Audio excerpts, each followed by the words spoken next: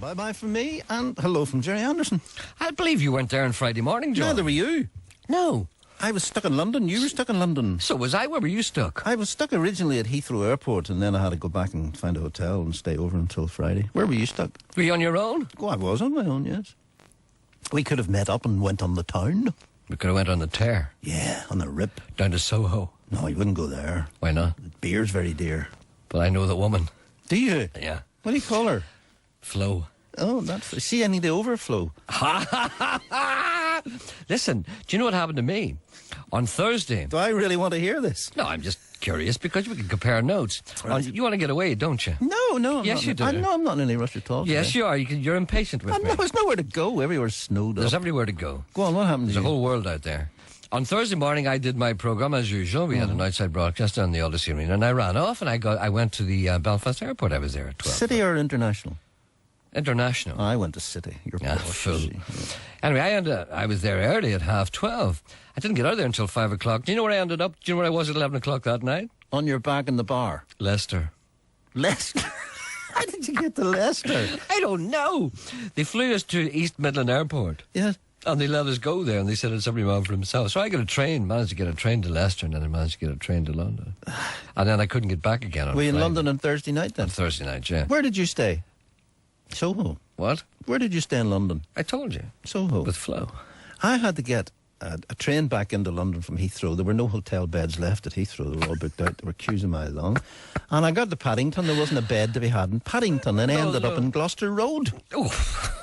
And I rebooked for the next morning at 11, and I got home at 3:30 in the afternoon. I'm sure the listeners are very thrilled at our conversation. Yeah, the jet-setting, turbo-propping life that you lead. Yeah, they're sitting there at home. They went nowhere on Thursday and Friday. You realise there are people sitting at the Sandy Knowes roundabout for 3 days now? There are cars being driven by Skellingtons. But you're having the... Skellingtons. But haven't they got Radio Ulster to keep them company? Exactly. Now, I'm handing over to you, and the texts will fly in from people who are stranded and haven't got any petter left. Okay, and then. You have to... I've been introducing them to the subtleties of yoga. All right, then. So if you'd like to carry on with that. Okay, I will, certainly. Thank you very much. Bye-bye. That's a great record. That's Don Kenny from Dublin. That's a song called Long Way Down. That's a single that was out recently. I can't imagine why that wasn't a hit. Of course, I can't imagine why lots of things aren't hits. It's because they weren't on reality TV. That's why it wasn't a hit. There's somebody's mouse there. Who was that mouse? What? Look, people's mice are hanging about here. How did Brona Gallagher get on Friday? Fine. She's a lovely girl. Mm-hmm. Was she talking about her movies? I know she's not the type of girl who talks about herself. Did anybody ask her about her movies? Yes. Do you know that she was very involved in a theatre called Theatre de Complicité? No. In Paris. She's an extremely well thought of actress. And she's not just a wee girl out of the Commitments anymore. But of course she's too modest to say that. Right. She's been involved in all kinds of advanced acting techniques, and you're going to see a lot more of her in the near future. Mm-hmm. You don't care, do you? No. But she's a nice girl, isn't she? Mm-hmm. She was in the Commitments, as you know. Sure. She grew up in here. She grew up in here. She actually worked here. Yeah. She actually worked on this programme before she was anybody. We know her too well. And she knows that we treated her exactly the same way then as we do now. That's right. Didn't she say that to you? No, she didn't say it, but that's the way. Why didn't she say that? That's the treatment she gets in here. She's No, just because one of the gang. we treat everyone the same. We didn't know she was going to go off and act with John Travolta. No. We didn't know she was going to go off and act with what do you call your man out of Star Wars? Your man. Whatever his name is. Your man. She was in Star Wars, she was in Pulp Fiction, she was in The Commitments, and she was in... Where were you? She used to run up... What, pardon? Where were you? I was getting a little cosmetic surgery done. Hope you don't mind. Did you not notice today? No, but she said that, but I thought she was joking. No, You look remarkably younger this morning. Well, you see, I had a little tuck done. You have to That's be what she careful said. You have to be careful how you say that. I went away for a little tuck. And what did John Bennett get done? John... He wasn't here on Friday either. So, He got his skin taken off. Not like a snake. You know, like snakes writhe out of their own skin, they get a new one. They looked at him and they said, it'll all have to go. He got everything taken out. Did he?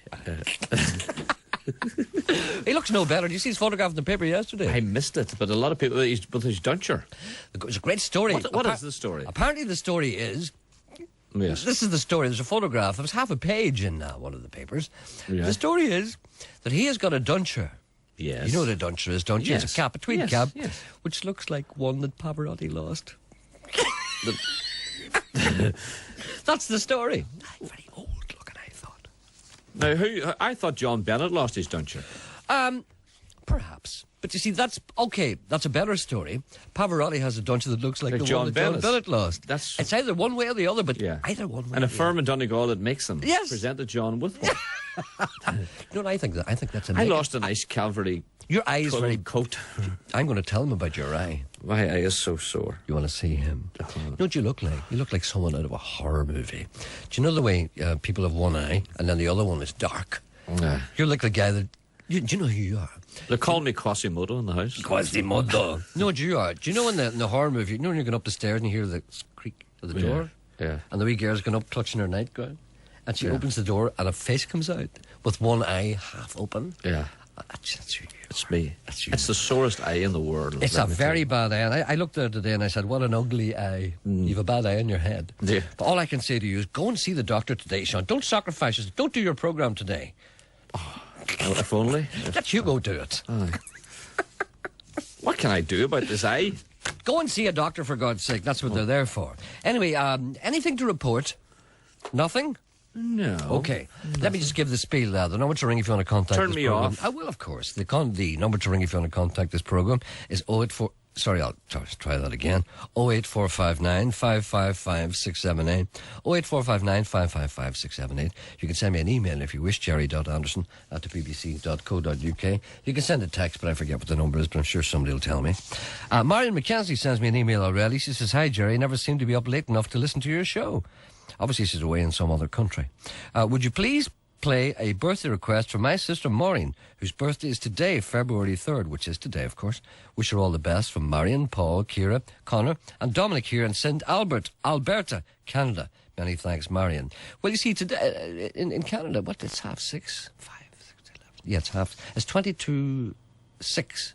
No, it's not. Yeah, it's 20:06 in Canada now at the moment. That is a little early, I understand. Welcome back, Gerry. Your show on Friday was fantastic. Unfortunately, it was not your show, but a top 10 countdown on Classic FM, which I listened to instead. Please play something for all the workers at component distributors in Mollusk, especially the drivers. That's from A.B. McKernan. And Susan Jones writes to me and she says, I know I promised not to write again till half term, but needs must. Needs must. My very good friend Patricia is having a special birthday on Tuesday the 4th of February. I know you don't do requests. Well, you never have for me. Could you please perhaps find it in your heart to play Christy Berg's Patricia the Stripper? Well, we saw Christy Berg last Friday. We went to the K-Person show. And the strangest thing happened. He started to sing okay for the first 2 or 3 bars. He was sitting at the piano. He's very small, you know. And then he started to go way up in the air with his voice, and he never came down again. And it was very disconcerting. Please find it in your heart to play Christa Berg's Patricia the Stripper for her for reasons known only to a select few. Nudge, nudge, wink, wink. She's a big fan of your show, especially since you helped reunite her with her prodigal cat Willow last year. I remember that. Only one of the many good deeds I do on a daily basis. And she fills me in on all your best bits whilst I'm otherwise engaged. I didn't know there were any best bits. I just thought it was all crap. If you do choose to ignore this, Gerry, I can always try to comfort Patricia's disappointment on her special day and assure her I did the best. There we go. And a big thanks to you, Mr. Anderson, from the security guards at Netherley House for reading out our request. For some time, we have given our consideration to your programme's seeming lack of content. We believe that, in fact, your programme is very carefully crafted and indeed scripted on occasions, and that you spend many sleepless nights trying to make it look as if no preparation goes into it at all. In fact, Geordie Michael and quite a few others are paid-up members of the Royal Shakespeare Company. Come clean, Gerry. Let the world know the truth. Well, as a matter of fact, every word in this programme is scripted. We have a rehearsal around about 6, and then we hone the script between 7 and 9. Then we all go for breakfast, and then we have another run through, and then we do it for real at 10:30. It's a rough old day. It's a 28-hour day. Please send a photograph of yourself and Hopalong Coyle, who might blind Lemon Coyle, who might forgive you our address. The security guards, Netherley House, Massey Avenue, Belfast. I don't know what they secure over, but anyway, well, maybe prison officer. Gerry, please say hello to Pete, Matthew, Tom and Malin. I am from Port Stewart, and I'm listening online with my colleagues at the Financial Times in London. There you are. I've recently introduced them to the show, and it has become a regular part of their day. You see, they're listening to us in the Financial Times in London. Brian Kennedy and Phil Coulter, Slane Castle Concert CD. What? Ugh, I don't know. Brian Kennedy and Phil Coulter. Yes. Brian talked about... Oh, you weren't here, that's right. No, I wasn't here. That's why you don't know. No, Brian, that's why he was here. That's why he was here. I wasn't here. I thought you were here too. No, I wasn't here. Do you know anything about it, about the CD, though? No! Nothing. Is that it? Do we know anything about it? A man's trying to buy it. Buy what? Brian Kennedy and Phil Coulter. Aye. They released a CD at around Christmas time. Yeah. And it was Phil Coulter and Brian Kennedy and friends, I think, at Slane Castle. Oh, in Slane Castle. In Slane. Not at Slane Castle, not a concert there. No. They're in with Lord Henry Mount Charles, licking up to him. That's right, sitting around the fire. If I know Phil. Did you see Brian's programme on Friday night? I wasn't stuck in a plane in London. Oh. I believe it was great. Mm-hmm. No, I believe it was great. I was stuck in an airport in London. Mm-hmm. Remember, if you'd listened to the conversation I had with Mr. So you didn't see it then? How would I see it? Well, that's all right. Stuck in an airport in London. You think they're going to pipe it in for me? Well... ladies and gentlemen, here's Brian Kennedy's programme from Northern Ireland, especially for Mr. Gerry Allison, who is sitting on a cardboard box in the corner. Why did they open the door of the plane? Did you tell John Bennett that? I didn't tell him because Tell he the wouldn't... people the story. I'm going to tell the people, because there are So people... first of all, before you tell the story, you know nothing about this CD. Right, I'm going to tell... I know nothing about the CD. Let me just tell you Tell the story. people what happened. I got on This a is plane incredible. at 5 o'clock. Right. The In plane was- Belfast. Where are you now? What I'm did in you tell? Belfast. What did you tell? You start off right. I'm in Belfast. Right. I go in there at City or you're the city? International. Right. Okay. I go in... Sorry for being sharp. Okay, I just- go in there... I went in there at 1:30, in plenty of time for the plane, which was going at 3:25. This is on Friday afternoon. On Friday afternoon. I went in, I got my ticket. Nobody said anything to me. I went down to the holding area at 2:30, as I normally do. There are a lot of people there. Right. There was nobody there of authority. And then a sign came up. The plane will be delayed until 5 o'clock. Right. Nobody So what's told- that? What time? What we supposed to 3 fly? o'clock. What time are you supposed to fly it? 3:25. Right. So you're an hour There was and a nobody half. there. Nobody told us anything. Nobody mentioned anything. Right. The plane came about 5 o'clock, and then we all got on it. Right? Mm-hmm. Then we flew off. That's fair enough. Then we got to Stansted. Right. And then we circled round there for an hour, and the person says, we can't land at Stansted because it's closed because of the snow. We said, what snow? He said, the snow, it's been snowing all day. Mm-hmm. So then they said, we're going to have to go to East Midlands Airport. So we went to East Midlands Airport, which is somewhere near Leicester. Right. So they didn't land at the airport, they landed somewhere on the outside of it, beside all, you know, where all the road. You know, the army goes. Right. No. Do you know in an airport, there's a place where people go, and there's people where the army goes. There's a way down the back. Way around the back. Yeah. So they sat there, and then they opened the door. This is what it was. Right. This is They what opened it the was. door, and the wind was... Why did they open the door of the airplane? Because it was too hot inside. And they wouldn't let us out. Someone must have asked for the. No. Can you open the door? They opened the please? door, and somebody says, can we get off? She said, no, you can't get off. It's far away from the airport, and it's not safe. Right. And people says, can we get off? She said, no, you can't get off. So then they opened the door, and we sat there for an hour and a half. And the wind whistled in. I was foundered. I was But freaking did out. anyone say to the stewardess, or whatever you call them, What? close the door, please? No, they said, they said we have to keep the door open for safety reasons. Well, then that's fair enough. If they say it's. But then they wouldn't give anybody any tea. They wouldn't give anybody a drink. They wouldn't give them anything. They wouldn't tell them anything. Did anyone ask for tea? Or Everybody anyone? asked for tea, and they wouldn't give them anything. Did they just say no? They just ignored Did them. you say, excuse me, ma'am, could I have a cup of tea? I didn't personally, but other people did. You heard them. Nobody got nothing. And then they sat there for an hour and a half because they couldn't get a bus. And then somebody said, well, you know, how are we going to get to Stansted? And they said, oh, we'll bus you to Stansted. And the person said, well, if you can't get a bus to the airport, how are you going to get a bus to Stansted? And we're in the airport. Right. So and then they said, we will get you all to Stansted, but as a safety precaution, we have to take all the bags off. So I knew then we were going nowhere. Right. So everybody went into the airport. And it was just every man for himself. I happened to get away. I had got a train. But the people who got on the coach... They must have had buses laid on for you. There was a bus there. It was going to Luton. Yes. It was going to Luton Airport. Ah, you didn't say that. So there was. No, it was going to Luton. Yeah, but they had a bus. I don't know. There was a bus there going to Luton Airport, and people got on it. But the people who got on that spent 11 hours in it because they were all stuck in the M11. I, of course, being a seasoned traveller, I get on no bus with nobody. Never get on a bus with loads of people in the middle of the night. Always remember that. Well, what did you do? I used my head. I said to myself, I went up to the lady in the information desk and I said, where are we? And she said, East Midlands Airport. And I said, where's that? I said, where's the nearest train station? She said, Loughborough. I said, how far is that away? She said, 12 miles. I said, does a train go to London? She said, maybe. I said, do you have a train timetable? She said, yes. She brought it out. Train at 25 to 10, passing through Loughborough, stopping. What time is this at now? It's about 9. I said to her, if I get a taxi from here, will I make that? She said, yes. I got a taxi. I went to the train station. I got on the train. I went to London. The rest of the people stuck on the M11 for 11 hours. You see, I'm a seasoned traveller. And another thing, see, whenever you get on a plane, a cheap airline, never bring a bag. Never. Never bring luggage. Why not? You'll never get it back if anything goes wrong. You see, when you travel on a budget airline, always bring something that you can throw over your shoulder in case they throw you Like a off. shawl? No, like a little handbag. Right? So you get this handbag. You have these handbags, right? That's all you need. Never check in a case because you have to stay with them for 100 years. Anyway, people don't care about that. Sure, did you not see how bored the listeners were and me and Bennett were talking? No. I saw it. I saw how bored they were. Let me get back to the exciting things like reading emails. Why did I interrupt you there? I think I interrupted you. I think you did, yes. I am from Port Stewart, said Pete, Matthew and Tom Mallon, and listening online with my colleagues at the Financial Times in London. I've recently introduced him to the show. I read that already. Matthew is from South Africa. Tom is English. Oh, well, nobody's perfect. And Mallon is from Sweden. Mallon Head. I know him. And if you also include my parents, Pauline and Paddy, who are probably only having breakfast now, it's very much appreciated. That's from Peter Weddell. And I have to say hello to all the people in the Financial Times. I hope you keep the shares up. I wonder if you can help me, says Tom and Florence. I missed the Country Times programme this week, and I believe you visited an inn called the Cross Keys Inn. My friend believes he saw a photograph of one of my ancestors on the wall of the pub, and I'd like to visit it and see the photos. Can you tell me where the pub is and a phone number if possible? That's from Florence Bradshaw. Well, it's near Toombridge, Florence. All you have to go is go to Toombridge and ask anybody. They'll tell you where it is. It's somewhere down to the left. I don't know the phone number, but I'm sure it'll be in the book. See how helpful I am. Tony Hawkins writes to me and he says, Mrs. Miller has grown on me and I had intended to ask for details of the American Patriotic CD with John Wayne and friends monologues on it, but didn't get around to it. Any chance you give me details of both CDs and suggest an outlet in Greater Belfast where I could buy them? Well, Tony Hawkins, I suggest to you that you ring Bert McCormick. Bert McCormick in, was it Ballyclare or Ballycastle?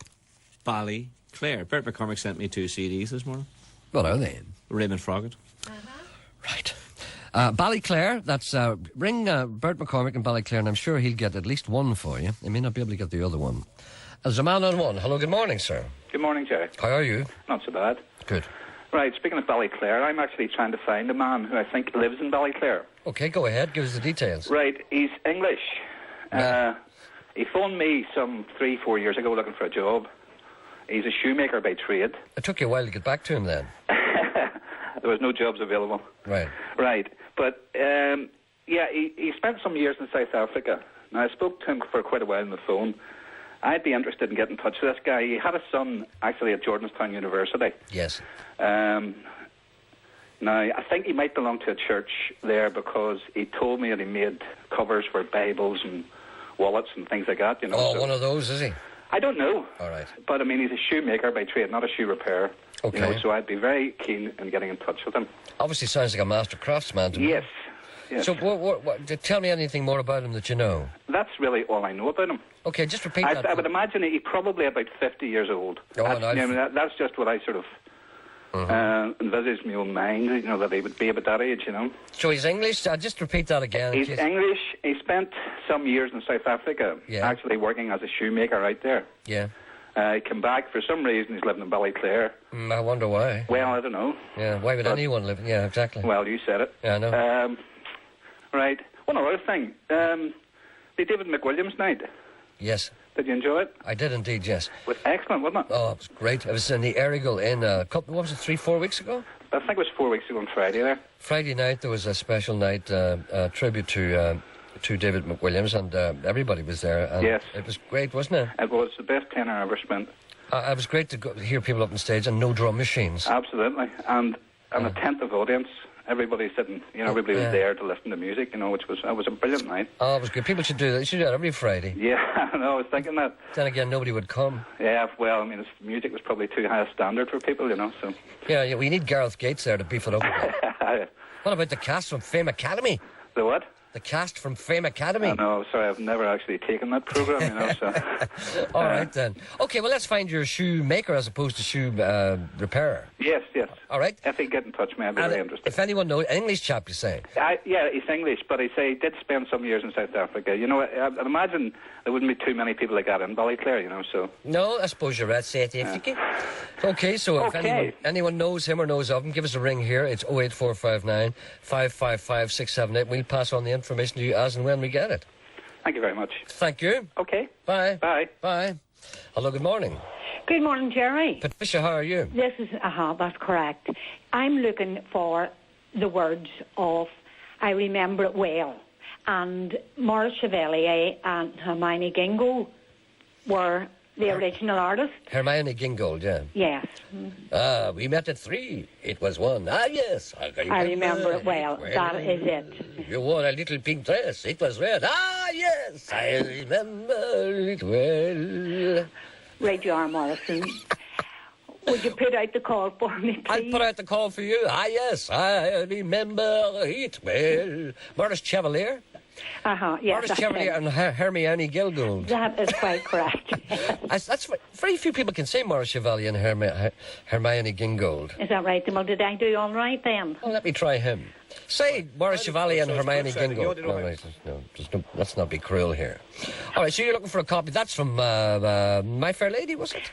No, it wasn't. No, that was way before that. Gigi?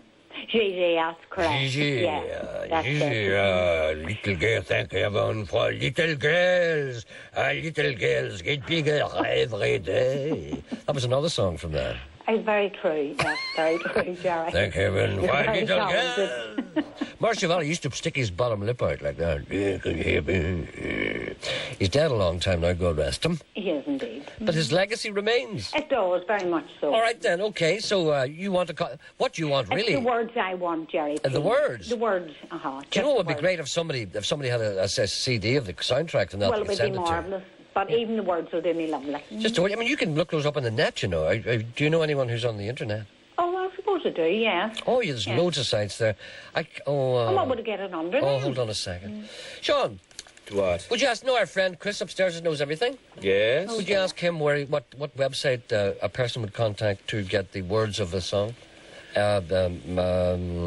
Gigi. All right. Will you? Yes, I shall. He knows everything. You keep listening, we'll give you the website. Thank you very much indeed, Gerry. All you have to do is they'll just they'll give you the words right away. Very good. Thanks a million. Will you talk to Betty? Enjoy your show. Thank you very much indeed. Right. Say for music, Sean. Yes, but no, what about Betty? It doesn't... Listen, before you go to music then, will you answer a lady who wants to know how much did the taxi cost you? Because she flies into that airport quite often. 12 quid. Ach, you're... Drawers. 12 quid. Are you telling me now you got a 12-mile taxi journey in England for 12 quid? Yes. I don't believe you. I'm telling you. And do you know how much the train... Do you know how much the train costs from Loughborough to London? Single. Well, how far is it? About an hour. Ooh. Come on. I would say 38 quid. 39 quid. That was a good guess then. What about the woman on one? I don't care about her. That's a sin. I know. I'm sinful. Forgive me. For you know not what you do? I know exactly what I do. That's PJ Harvey. No, it's not. It's Beth Orton. Where's the thing? I'm going to tell you about this. It's a new album which is called Sirens. That's a song called She Cried Your Name from Beth Orton. It's from a new album called Sirens featuring female singers Patti Smith, Sinead O'Connor, PJ Harvey, Margaret Healy, Lucinda Williams, Beth Orton, Tanya Connolly, Gemma Hayes. All great singers. And that was left for me by Brona. Brona Gallagher left that. 600. Yes, 600. Brona Gallagher left that for me. Thank you, Brona. She knows a good piece of music when she hears one. And I have to say hello to Claire Curran of Inishvale Road in Belfast. Happy birthday to her from her daughter Kathy.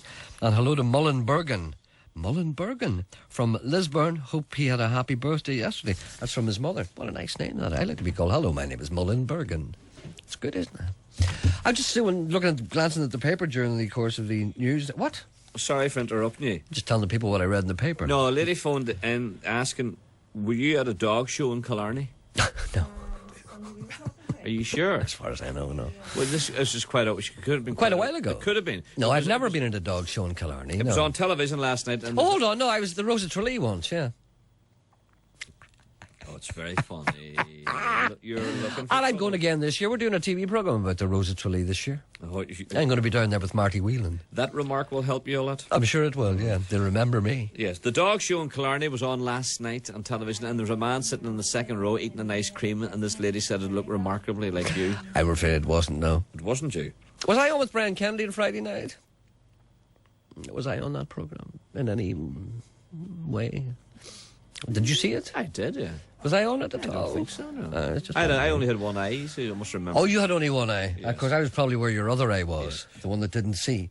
I was looking at the newspaper during the course of the news, and you may have seen me, and I just looked at newspapers are wonderful. According to the Daily Mirror, there's the stories about the impending conflagration in Iraq, a potential world war. And then there's the other one about the space shuttle going to pieces and killing all those people, a horrendous story. Yes. And then in the middle of it all, they tell us that Amanda Holden has bought a Kung Fu hamster. I know, sir. Do you know what a Kung Fu hamster I is? haven't a clue. Why are they telling us this? And they also said, according to the Mirror, that there may not be a war because Dale Winton is against it. Stop it. And so is Claudia Winkleman. And so indeed are a number of the cast from Crossroads. Yeah. Did you see?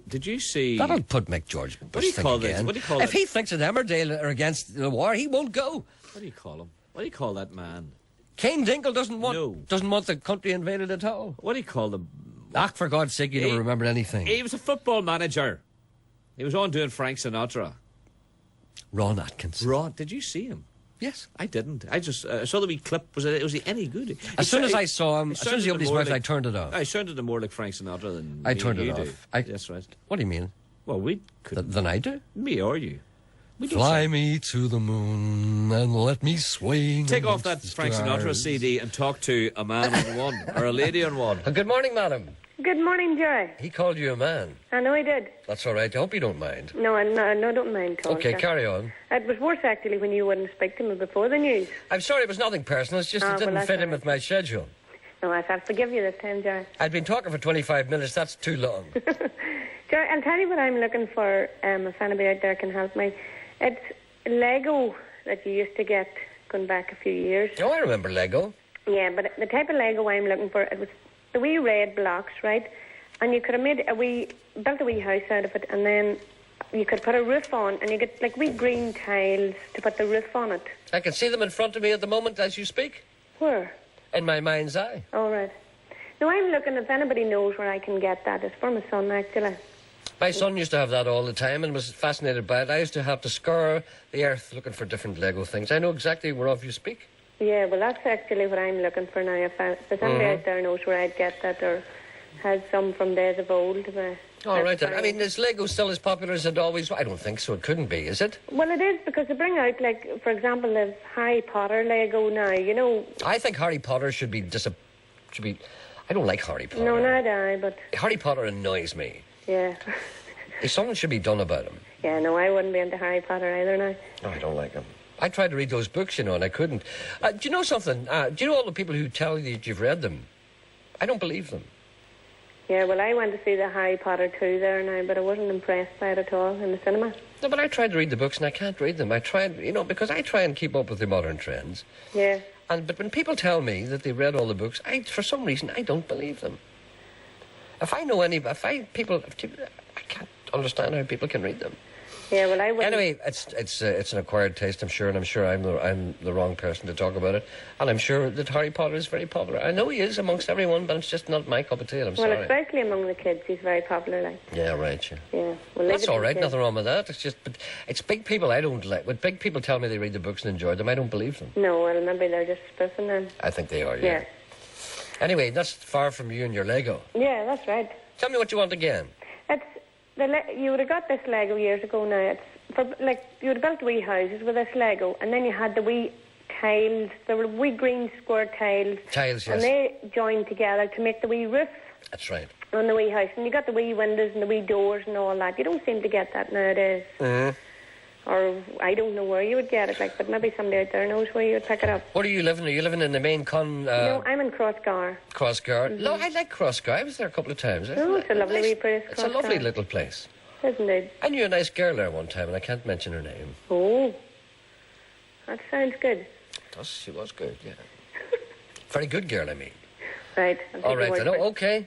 Okay, Gerry, Right. thank you very much. Bye. Bye-bye. Bye. There's another call. I think it's your wife. Call on 2. Good morning, Gerry. Good morning, sir. Who's that? John Shields, Gerry, from Upperlands. Yes, John, how are you? I am the best, Gerry. I like a bit about the wife there. That was good. No, that was him trying to be facetious. I'm going to Upperlands tomorrow. Are you? Oh, you going down to the cat and dog home? Yes, I am. I'm Yeah. down to the Oak Tree Yes.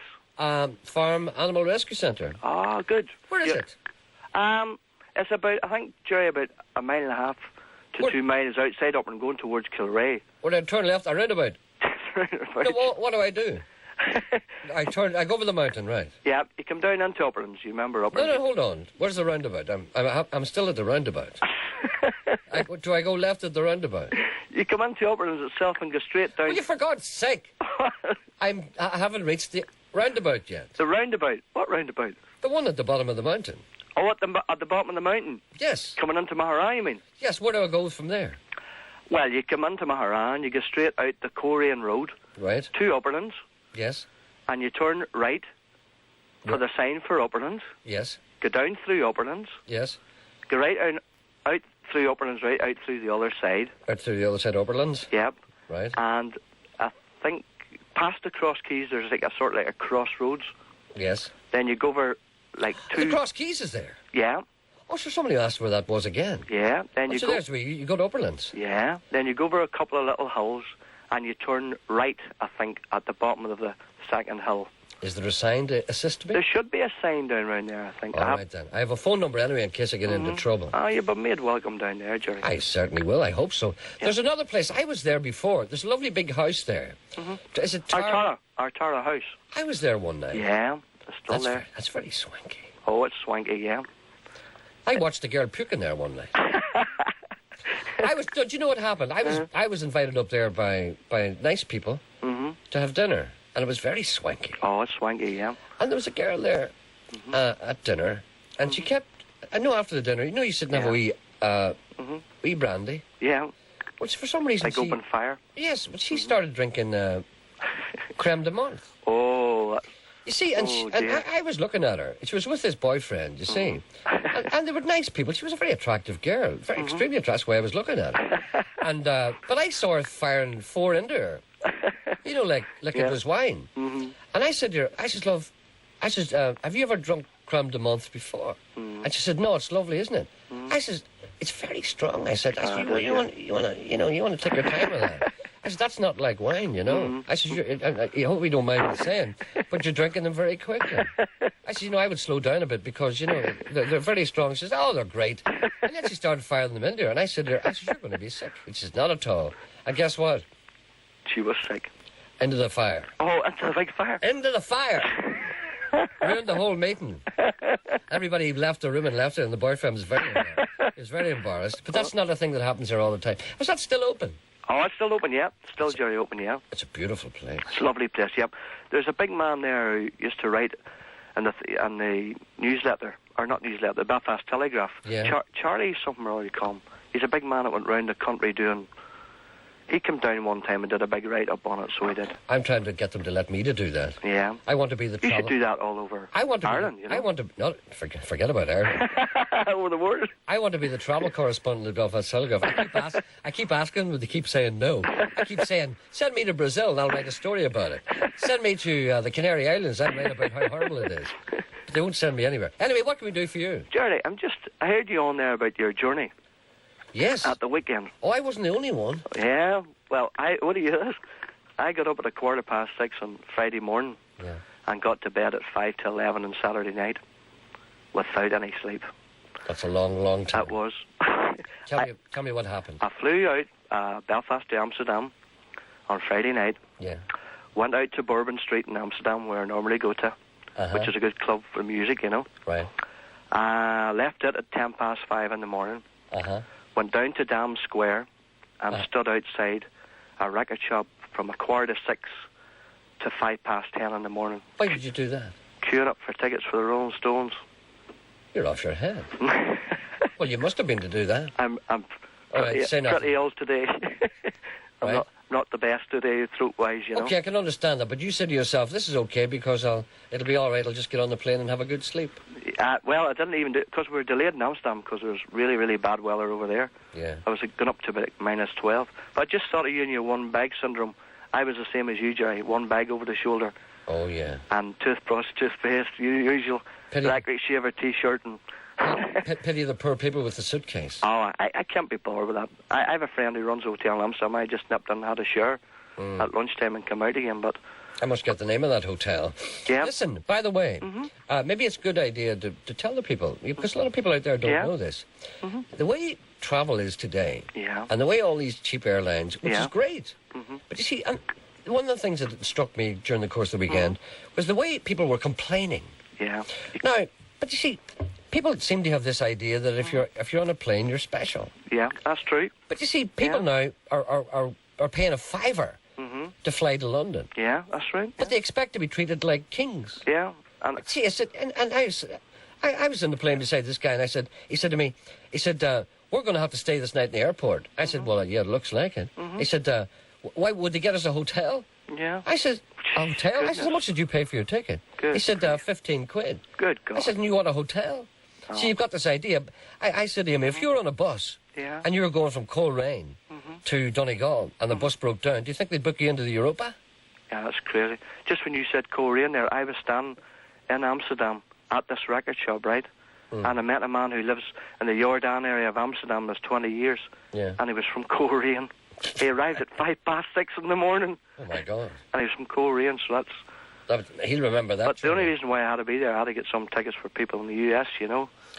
I told me in the record shop that gold seats for the Amsterdam Arena are worth €2,500. What's a gold seat? A gold seat, Jerry, is just like a special seat where you get a few drinks and whatnot and a bit of food. You need to get a lot of drink for 2,000 quid. Yeah, well, no, but that's what people want to buy the gold seats for on the black market, €2,500. You could go on a cruise around the world for that. You could, aye. That's absolutely crazy, you know. I went to see the Rolling Stones once, a long time ago, in 1982 in Slane. Yep, I was there, Jerry, yeah. Did you not see me lying on the grass? I was, yeah, but you were wearing sunglasses, I missed you. That's right. I had a pint of beer. How could you miss me? All right, then. So what can we do for you? Anything at all? No, that was just that. What I really do, Jerry, want to say is I want to thank a fella from Derry and a girl from Strabane who brought me home on Saturday night. So we had a few drinks in Schiphol Airport because there was a delay on our flight back to Belfast. And I want to Schiphol, yeah. I had Well, what happened was it was quite funny because the girl from EasyJet kept saying, "I don't think we're going to fly." And I says, "Great, can you tell us how long it's going to take you to decide it?" Because I wanted to go straight back into Amsterdam to go partying again. I know. Because I didn't really care, you know. I bet she told you nothing. No, she didn't. They were terrible, really. No, they don't tell you. They really were. But a good anything. point what you brought up there about the cheap flights. What I find a lot of times is people who haven't flown with a low-cost airline before, and they're thinking the days of British Airways are still about, you know. The thing about low-cost airlines, if it works, it's great. Yeah. If it doesn't work, you're finished. Oh, you're finished, yeah. There's nothing you can do about it. Yeah. They're going to just leave you there. Yeah. And secondly, the thing we should always tell them, never bring a suitcase. That's true, Jerry, yeah. Never bring a suitcase. Was it really bad at Stansted? Really? It was awful. It was like the train to Auschwitz. Okay, Great. then. Jerry, have a good day down in Upperlands tomorrow. Thank you. I'll talk to you again. See you later. Take care, mate. Bye. Bye. I'm looking forward to going down to Upperlands tomorrow. You've been complaining all morning. What about? About your cheap flight to London. Yeah. What are you complaining about then? No, I'm not complaining. Did their best. I'm not complaining. Yes, you talked for 20 minutes about it this morning. I wasn't complaining. I'm just saying what happened to me. No. I didn't expect to be put in a hotel. You were complaining about the treatment that you received. No, I'm just giving... You were complaining about the fact that the plane circled for an hour, and then they touched down as near as possible to the airport that you wanted to go, and they provided a bus that you didn't want to go on. You know what I mean? All I was complaining about was that they wouldn't tell you anything and they wouldn't let you off the plane. And you wanted a cup of tea, and you couldn't even get a cup of tea. They opened the door. You did nothing but complain. But that's nothing. I don't. You expect complaining. You expect a cup of tea. I mean, you'd give a. I was going to say. All right then. Well, there's a man on two. There's a man needs your help. I was going to say you'd give a gypsy a cup of tea. They need a man on two. You can't say that, can you? You can. You're in trouble now. You insist. There's a man on two. Doc, stop it. Here, come here. Doc, you're an old... Who wrote Girl's blood? Who wrote Past the Point of Rescue? The baldy fella. Aye. Look, No, you must say it. do that. You must say it. Mick Yes. I know him. I know him as well. He sat there. I know he sat there. I know. What's his name? It's just settling arguments. I can't put words into your mouth. The baldy fella. Yes. I know him as well. He's small. He's not all that small. He is small. No, he's not smaller than Kieran Goss. No, you're thinking about Jimmy McCarthy. Well, who am I thinking of? It wasn't him. Well, who was it? It wasn't Jimmy McCarthy. You're thinking about sweet, tiny Jimmy McCarthy, who sat here one day. Who are you thinking about? It's the fella who wrote Past the Point of Rescue. What do you call him? Not Jimmy McCarthy. Well, what's the other boy? I can't remember his name. It's on the top of me, tip of me tongue. Tip of me tongue. He was baldy. He's baldy. And did he sit there? No, he never sat there. Because I knew you were talking about Jimmy McCarthy. But I've interviewed him before. He's a friend of mine, actually. Well, I can't remember his name. Well, where's he from? Let's talk about him. He's from Dublin. Dublin? Right. Did he ever play in show bands? No. No? He played in Moving Hearts. Right. And he took over from Christy Moore in Moving Hearts. He took over from Christy Moore in Moving Hearts, and his name is... I can't remember. Mick... Does it start with... What's it start with? I don't know. A, B, C, D, E, F, G, H? I think it's a C. I'll remember it later. It'll come to me. They'll be ringing telling you what it is. All right. So it's Mick somebody? I don't know. I can't remember his name. You're talking to me all the time. He's a friend of yours? Yes, but his name has escaped me. His name... I was talking to him. The last time I spoke to him was last year. Last summer he was down in the Poison Glen doing a concert. And he's bald?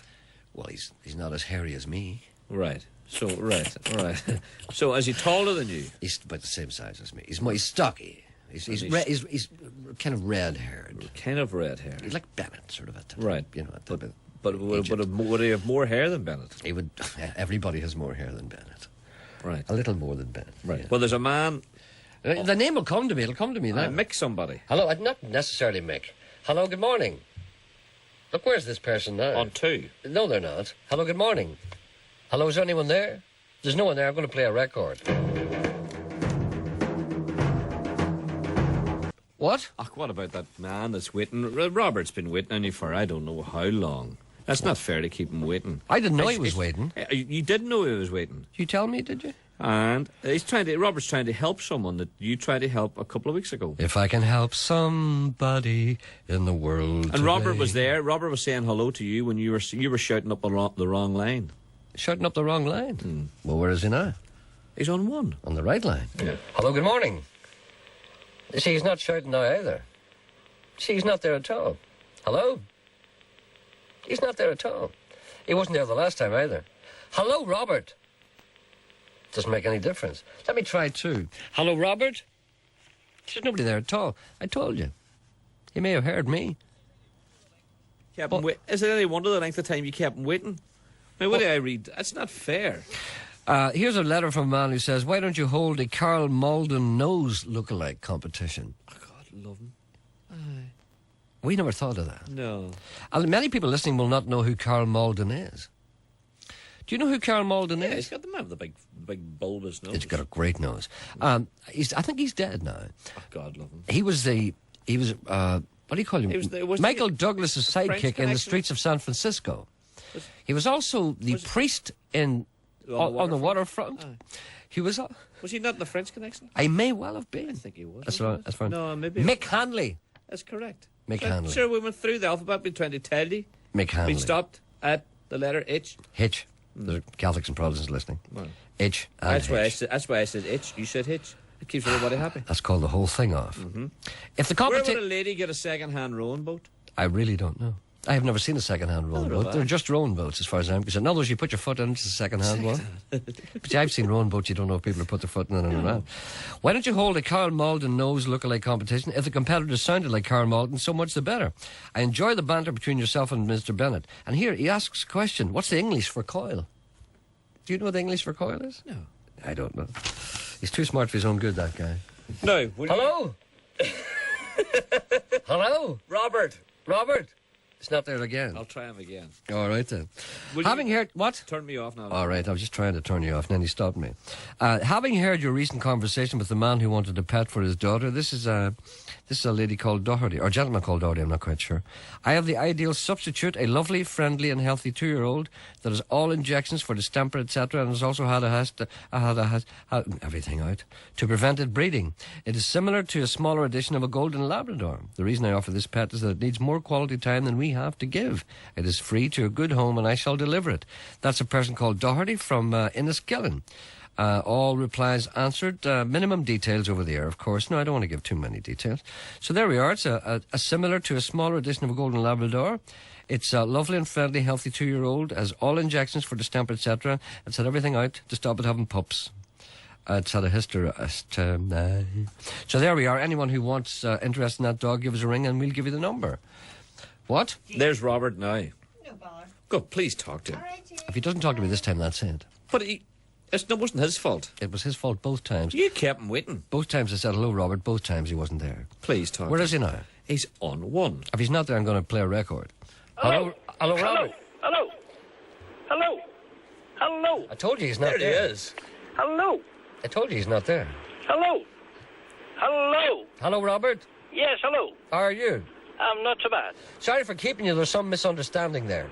Was there?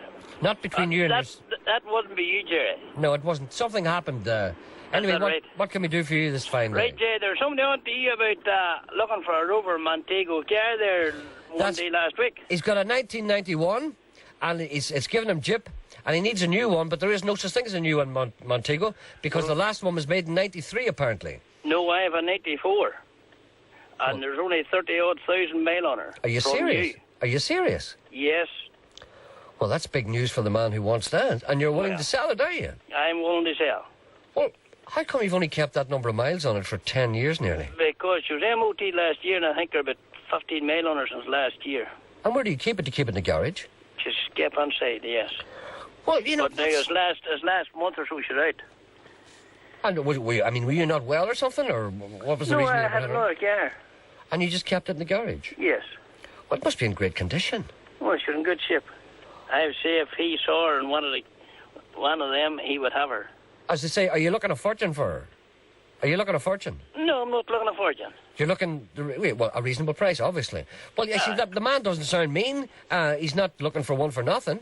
He's looking for, what he's looking for is he's looking for the car that he has. Yes. And that's what you have. That's what I have. Well, I not a real good body and all on her. A real good body on her. Yes. I would imagine. 100% perfect. 100%. So what did you say? Only 30,000 miles up on her? 34,000, I think, on her. My God, I know men who have got cars 2 weeks old have got that up on her. And she's March 94. Well, that's some find. I never thought we'd find something like that. I thought maybe perhaps we'd, as far as I knew, the last one was made in 93. But I mean, that's not gospel. Obviously, there's a 94 one as well. So yes. we thought maybe the best we could do would maybe get one with maybe 150,000 miles or so up on her. Yes, yes. So you've got 34,000 miles. Send you him to me. And a Montego. All right, send you him to him. Send him to you. Well, we don't have his... do you have this man's details here? For the car. Pardon? Who was that gentleman that was looking for the car? It was last week sometime. No, it wasn't. Well, I wasn't here this last 3 weeks, so it's probably last week sometime. Well, you were talking to him. I know. I'm saying it was last week sometime. Oh, last week? Yes, that's what I said. Last week sometime. Charlie, when did you flick through the thing there? I don't think so. I think... Well, when do you think I talked to him? I think it was more like 3 weeks. No, it wasn't. Are you sure? I am absolutely positive. I haven't been here for a month. And I remember that... Let's ask him. What's his name? Robert. Robert, wasn't it last week, Robert? I think Wednesday or maybe Thursday, and I tried to get through to you and I wasn't able. There. Charlie, look on Wednesday and Thursday, see if we'll give you the man's number here now and you can ring him yourself. You weren't here. I was here. You weren't here on Thursday. You were up at the outside broadcasting, and Mona Gallagher was here on Friday. Wednesday. Whatever. It wasn't Wednesday. Geraldine, would you please... What's Geraldine doing? What's wrong with her? We're looking through the book. No, she's not. She's talking to some Egypt on the phone. She's talking to me. She's not talking to you. If she was talking to you, I'd hear her. What? Right, working through Wednesday now. Well, I mean, doesn't take you that long, does it? It was longer than Wednesday. Well, try Tuesday. Jerry. Yes, sorry, Hello, Robert. Jerry. This is what I have to work with here. Jerry. No. Yes, Robert? You were out someplace that day. Whatever day you were out. Well, Geraldine's starting to raise her voice there. I know. So there you are. Robert's telling you were out. How could I be out when I remember talking to the man in here?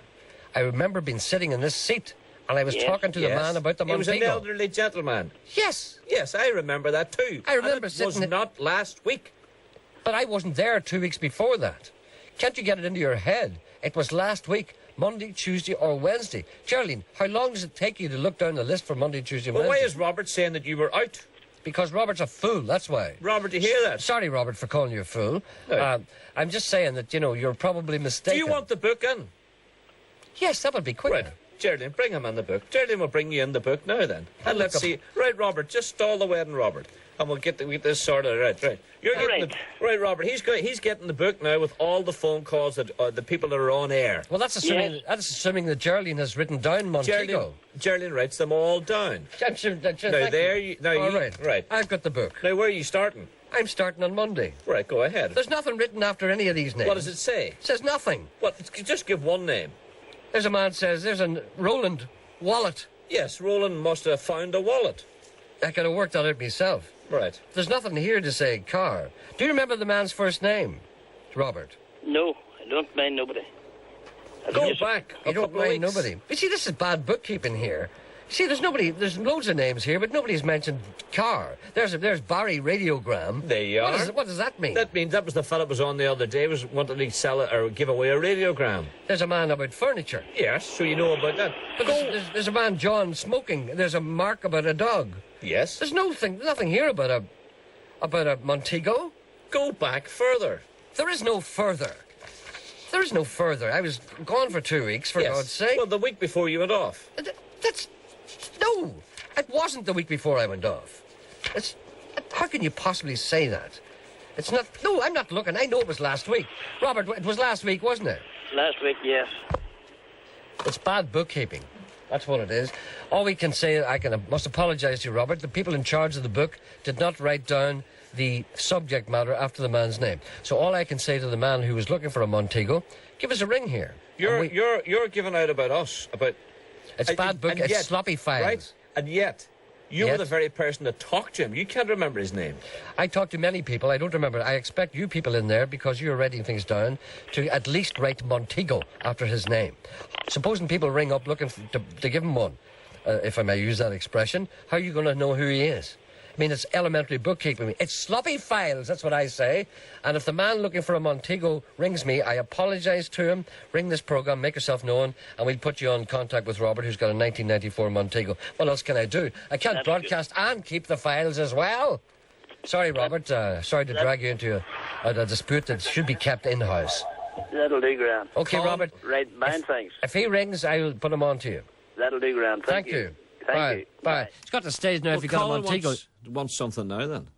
It's got to stage now if you got a Montego. Well, write you there in that book now. Do you have write down Robert Montego for sale? I don't see why you have to write anything down. Well, that'll start the proper bookkeeping. What day is this? Monday. All right. There's Robert's name. Right, Robert Montego. Montego for sale. Right. Why couldn't you have done this? I can't be sitting here broadcasting, writing things in the book. What am I? A scribe? Well, stay there now and talk to Colin, because he wants a kettle. I'm not talking to anyone about a kettle. Robert, no. It's not an ordinary kettle. I'm not talking to anybody about a kettle. Fed up talking about kettles. Right, you've certainly... What? It was Tuesday at 11:45. You were right. Of course I was right. What Tuesday was the guy? 11:45. What was the guy's name? I don't know. So could you look at your book and see what sort of boys are on near the end? How do you know it was Tuesday at 11:45? A man phoned in to say that he was listening to it. What does he know? Is he keeping a diary or something? Yeah. Tuesday. He has lunch with his mate every Tuesday. At 11:45? No, and he remembered he was driving to meet his mate, and he remembers... What, is he from the PSNI? Is he a detective? What, is he from the special branch? What is he? Tuesday 11:45. Looks like a man... Phil Coulter. Oh, no, that was Brian Kelly. That's brilliant. Right, let's see. Phil Coulter doesn't have a Montego, nor does he want one, I'm sure. He's got too many things. Tuesday, near the end of the programme. Looks like Tom. Tom? A man called Tom, yeah. What? Right. Or John. Or indeed Sam. You see, there's no way. It's Tom, John, or Sam? Tom, John, or Sam. Right. Or it could be Seamus. Does he look like... Tom, John, Sam, or Seamus. Right. You know what I like? It's good at click. It indicates that to me. It's a small Catholicity of this programme. Port Glenone. What do you have here? Are Catholics and Protestants? What's the code for Port Glenone? We have a. You have the book. I have the book. Yeah. What do you mean he? Stop talking to me. Stop talking to me as if I'm not here. But what's the code for Port Glenone? I don't know. That's what I say. I know, but it's in the book. Ah. There's a man on 2. Look, I'm sitting reading this book. Why am I doing this? What? There's a man on 2. I know, but what about this? What's this for? Would somebody take this from me? I don't want this book. That's where Lord said in the Garden of Gethsemane. Gethsemane? Yeah. Who's that? A man on 2. I'm not talking to him. Why not? I want to do the text messages. Do the man while you're talking to him. Read the text. Hello, good morning, sir. Hello? Do you listen to that? Hello, good morning, sir. Yes? Hello, Jerry. Yes? Jerry, it's Colin Fitzpatrick here from Crossgar. Yes? I'm looking for a cast iron kettle, a small one. I told you I didn't want to speak to anybody about kettles. Well, hold on a minute. It's a smaller one than an ordinary one. It's to throw over an open fire in the Carman's Inn in Crossgar for a couple of hot whiskies. He's got a radio on. Do you want it out? Yes, please. There you go. Right. No. Here, it's for throwing onto the open fire. Whenever you're coming home from work, you like a wee hot whiskey. I do indeed. Yes. Well, we haven't got any facilities to make this here, and there's a man who's promised us if we get the black cast iron kettle, he will make us a wee thing to put over the kettle. What about the man in Garva who makes the cast iron? The radio's still on. It's not still on. Well, there's something on. It's a mobile phone. Aye, that's what it is now. That's it off now. Oh, he lied to you. The radio was on. I'm sorry. There's a man in Garva that sells cast iron frying pans. It's still on. But I'm from Crossgar, and it's an awful long way away. Oh, I'm sorry, what do you want us to do? Carry you there? Oh, you wouldn't mind, would you? All right, anyone who's got a cast iron kettle. I told you this was trouble. That radio's still on. I know, but sure, he's one of those people, you can't talk to them. Listen, well, I'm going to turn you off now. Right. What we'll do is, anyone who gets your cast iron kettle, they'll give us a ring and we'll let you know. Thank you very much, okay? Sir. Cheers. Bye. You see, I knew that was trouble. Don't listen to me. I can sense when kettle people are always trouble. Right, some very, very rude messages coming in here. It's a wonder, I'm blushing looking at them. But anyway, what? Will you put that in the diary? I'm putting nothing in the diary. The cast iron kettle, man. Yeah. How are we supposed Please to play Counting Crows, Mrs. Jones, to wake Andrea up. Welcome back, it says here. Can you get... Hello to Dennis, the best accordion player in Ireland, who wants to play at the Coach Inn for the foot-tapping Stitchers, and we are sure of a great night. Hello from the foot-tapping Welders. Could you tell my dad I said so much for your diet, as he's having a fry at the moment? That's from James Craig. BBC statement, I'm not reading that out because it's libelous. Tonight, Matthew... Matthew Kelly. No, thank you. There's a filthy one about Ferry Liquid. No. The Ferry Liquid people are doing a new... Oh, yeah, that's a filthy one. Hello and good luck to Kieran on his first day at his job in Nova Print. Gerry, why is Carrickfergus not gritted when the salt mines are on our doorstep? Oh, good question. There's a dirty one, and there's another dirty one.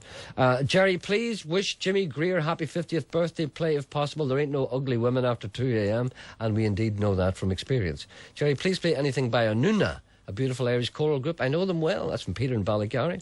There's another dirty one. You can get Lego in Leisure World, Queen Street, Belfast. Please say hello to Isabel. She isn't well. Thank you, from Jeff. And please, Gerry, say hello to John Crossy, who's working hard. Tell him love from his good friend Denise. We both think the programme's good crack. Gerry, please play Mrs. Miller for Kieran, who started in Nova Print this morning. I think we had Nova Print before. Hello, Gerry. Ivan, please could you play McRawhide for my brother Paul? He works for AA Meats in Newton Ards. Haven't time to do that today. I'll do it tomorrow. I would have... I'm sorry. Gerry, I'm looking for hamnocks for children's toys. I don't know what that means. There's no... Oh, sorry. Would Sean Coyle know if James Taylor's any concert dates in Ireland during his tour of the UK? As far as I know, he's in Dublin. Please welcome Kieran. Hello, could you please try talking the Lord's name in vain? Certainly I will. God, it's a terrible thing. Person looking for a wee kitten. Enjoying the show. Please play some Peckerdon. Gerry, you're right. It was Wednesday. You were talking about the man about the Montego near the end of the programme. I'm in Port Glenone on Wednesday, and that's where I was. More dirty ones. Sorry, I can't go on. Tomorrow? What? That's your date for tomorrow. Where? On 1. Hello, good morning. Hello, Gerry. Yes. Geordie, how are you? What's this by you getting your eyes done? Well, see, I've noticed I didn't see much wrong with you down that wee thing down at the Oddity. I know. It's not the Oddity. It's called the Odyssey. Well, what name of goes come over you?